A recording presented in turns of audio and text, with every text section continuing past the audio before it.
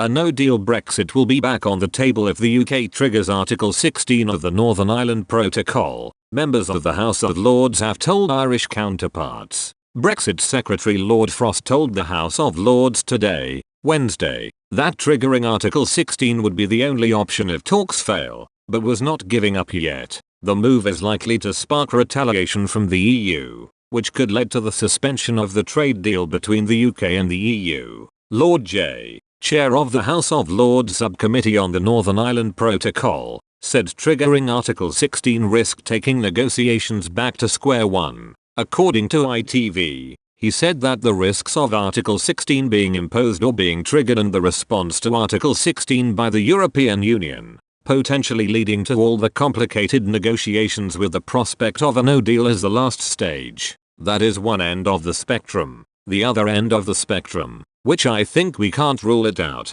and I certainly wouldn't want to rule out, although I must say that the prospects are not looking brilliant at the moment, is for a negotiated settlement to be reached between now and Christmas or over Christmas. I don't think we can rule that out. In an update on negotiations given to the House of Lords today, Wednesday, Lord Frost said that triggering Article 16 would be the only option if talks fail. But, he said the government was not giving up yet and he wanted to remain positive about an amicable outcome to negotiations. The comments came at a joint meeting between Ireland's Oireachtas Committee on the implementation of the Good Friday Agreement with the House of Lords Committee and the Seanad Special Select Committee on Brexit on Wednesday. Lord Hayne, a former Northern Ireland Secretary under Tony Blair, told the committee that triggering Article 16 on the part of the government would be aggressive and bombastic. However, he added that it was a move that, I fear has been coming for a while. We're going to need to work together with you parliamentarians across the Irish Sea to try and cope with the fallout because I think it'll be significant.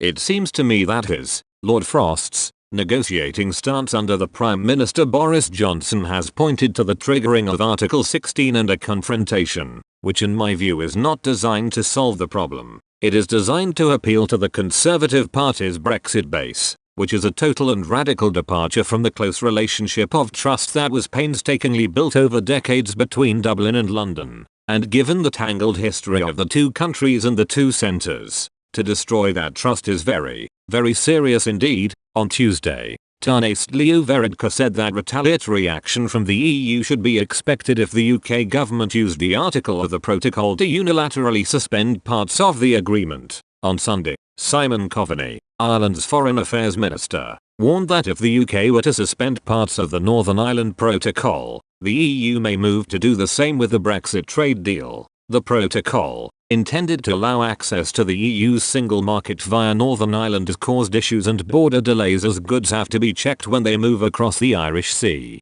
In July, the Prime Minister said that all the conditions have been met to trigger Article 16. Last Friday, Lord Frost said a meeting with the European Commission Vice President Maros Sefcovic in Brussels had been limited. He added that there were significant gaps that still remained between the two parties. Time is running out on these talks if we are to make progress. The EU has already rejected calls for a new protocol to be drafted. Lord Frost said that scrapping the protocol was very much on the table and has been since July. Instead, in an attempt to appease the UK, earlier last month the European Commission suggested some reforms to the existing agreement. They include cutting paperwork on imports via the Irish border, in exchange for more import data for surveillance. It also said it would be willing to cut checks on food safety, including cold meats such as British sausages. Mr. Coveney claimed the EU was currently in solutions mode and could go a little further with concessions, but warned there was a limit to their flexibility. He believed that if the UK government essentially refuses to implement the protocol, even with the extraordinary flexibilities that are now on offer,